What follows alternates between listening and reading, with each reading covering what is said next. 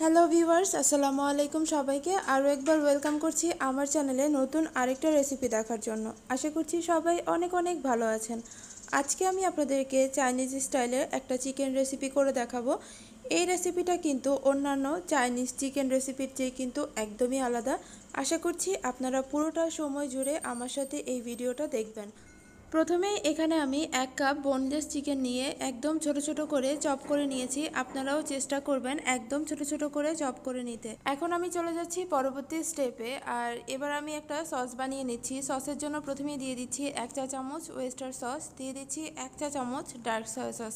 আপনারা চাইলে light soya সসটাও ব্যবহার করতে পারেন। এরপর এতে দিয়ে দিচ্ছি 1 টেবিল চামচ টমেটো কেচাপ। তারপর সবশেষে এতে আমি দিয়ে দিচ্ছি প্রায় 4 টেবিল চামচের মতো চিকেন স্টক। এই চিকেন স্টকের রেসিপি কিন্তু আমার চ্যানেলে দেওয়া আছে, আমি আবারও ডেসক্রিপশন বক্সে দিয়ে দিব আপনাদের সুবিধার জন্য। এবার সবগুলোকে একসাথে মিক্স করে নিয়েছি, ব্যাস তৈরি হয়ে গেছে সস। এবার আমি চুলার উপর একটা ফ্রাইং প্যান বসিয়ে দিয়ে এর মধ্যে 3 টেবিল চামচ তেল দিয়ে দিয়েছি। তারপর এতে আমি হাফ কাপ পেঁয়াজ কুচি দিয়ে দিচ্ছি। এরপর এতে আমি দিয়ে দিচ্ছি 2 টেবিল চামচ রসুন কুচি। এই রেসিপিটাতে চেষ্টা করবেন রসুন কুচি ব্যবহার করার জন্য। এবার পেঁয়াজ এবং রসুন আমি 2 মিনিটের মতো ফ্রাই করে নিচ্ছি। 2 মিনিট পর এতে আমি সেই বোনলেস চিকেনটা অ্যাড করে দিচ্ছি। চিকেনটা দিয়ে কিন্তু নেড়ে দিতে হবে, তা না হলে চিকেনটা একদম একটার সাথে একটা লেগে যাবে। আর যদি এভাবে নেড়ে দেই তাহলে কিন্তু চিকেনটা একদম ঝুরা ঝুরা হয়ে যাবে। এভাবে আমি 2 থেকে 3 মিনিটের মতো নেড়ে চেড়ে চিকেনটাকে ফ্রাই করে নিচ্ছি। তারপর এতে আমি 3-4টা কাঁচামরিচ এভাবে একটু ছোট ছোট করে কেটে দিয়ে দিয়েছি। কাঁচামরিচ দিয়ে আবারও 2 থেকে 3 মিনিটের মতো ভালো মতো মিক্স করে নিচ্ছি। আপনারা আপনাদের স্বাদ মতো কাঁচামরিচের পরিমাণ বাড়িয়ে বা কমিয়েও দিতে পারেন। এই রেসিপিতে আমি এক্সট্রা লবণ আর ব্যবহার করব না, কারণ সসে প্রচুর লবণ আছে। এবার এতে আমি দিয়ে দিচ্ছি প্রায় হাফ চা চামচের মতো গোলমরিচের গুঁড়া। এই গোলমরিচের গুঁড়াটাও কিন্তু আপনারা আপনাদের টেস্টের উপর ডিপেন্ড করে দিয়ে দেবেন। গোলমরিচের গুঁড়া দিয়ে আবারও ভালো মতো মিক্স করে নিচ্ছি। মিক্স করা হয়ে গিয়েছে। এবার আমি চিকেনটাকে 3 থেকে 4 মিনিটের জন্য ঢেকে দেব। এতে করে চিকেনটা খুব ভালো মতো সিদ্ধ হয়ে যাবে। 3 থেকে 4 মিনিট পর চিকেনটা কিন্তু একদম ভালো মতো সিদ্ধ হয়ে গিয়েছে। আমি আবারও একটু নেড়েচেড়ে চেক করে নিচ্ছি। চিকেনটা একদম পারফেক্টলি সিদ্ধ হয়ে গিয়েছে। এবার এতে আমি প্রায় 1 কাপের মতো বরবটি কুচি করে নিয়েছি, আর সেটা আমি দিয়ে দিয়েছি। বরবটিগুলো দিয়ে আবারও খুব ভালো মতো মিক্স করে নিচ্ছি। বরবটিগুলোকে আমি 2 মিনিটের মতো ফ্রাই করে নিচ্ছি।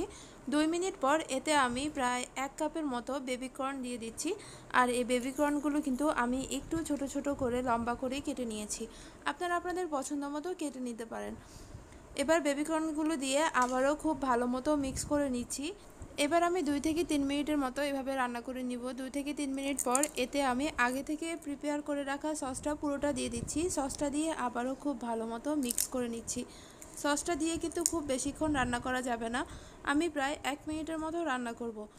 1 মিনিট পর এতে আমি প্রায় 3 টেবিল চামচের মতো ক্যাপসিকাম কুচি দিয়ে দিয়েছি। আমি রেড ক্যাপসিকামটা ব্যবহার করেছি, আপনারা চাইলে আপনাদের পছন্দ মতো যে কোনো কালারের ক্যাপসিকাম ব্যবহার করতে পারেন।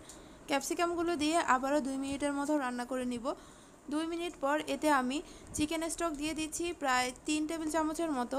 এই চিকেন স্টকটা শুধুমাত্র গ্রেভির জন্য দিয়ে দিয়েছি।